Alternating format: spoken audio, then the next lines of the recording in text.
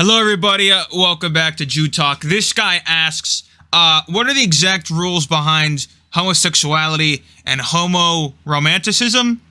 It's basically just gay dating, but without any sexual stuff.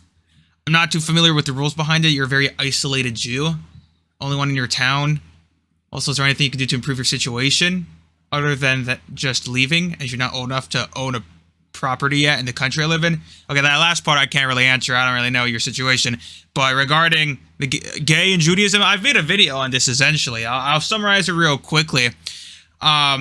Which is, yeah, the sin is having Fricky Ricky, and we also try to avoid.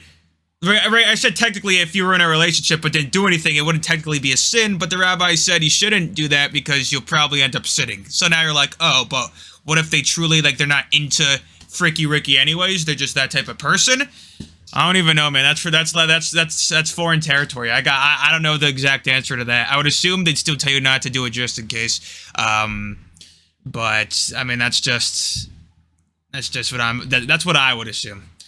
Explain why the Talmud has 8 genders listed. Okay. This should be fun. This should probably take a majority of this. Yeah. So the Talmud gives 8 genders regarding certain rulings in Judaism, and LGBTQ. I've noticed they like to take.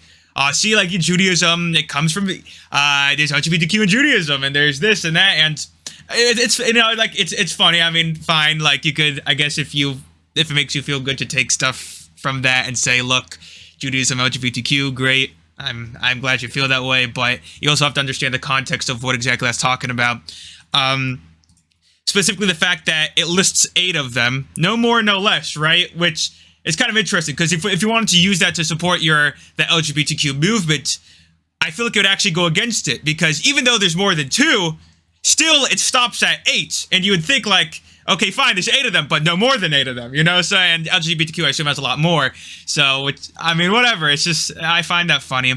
But the context of those specific genders and why they are said and listed are completely different than when you just say them surface value, right?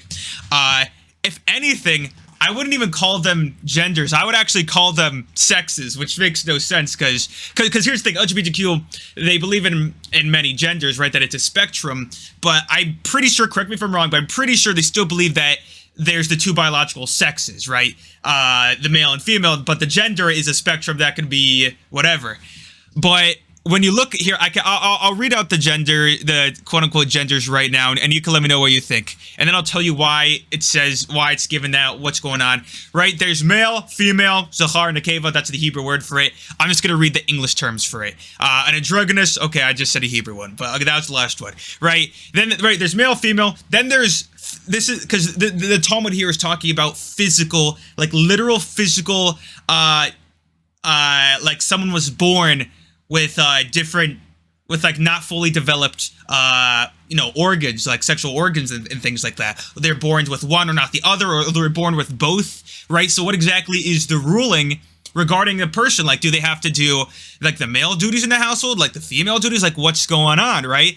So what the Talmud did was they listed every single possible combination of someone born with bobs and balls, or no bobs and no balls. They gave every main combination so that they could identify what the laws of those people would be. But these are very, very, minute whatever percent situations.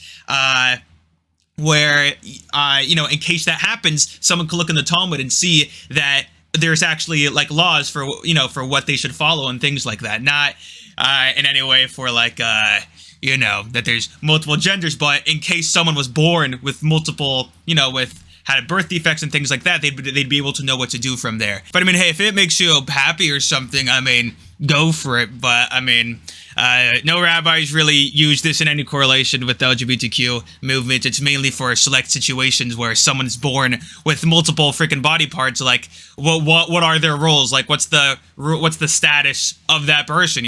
What goes on? So, because of that, the Talmud made all those things so that people know exactly what to do in those situations.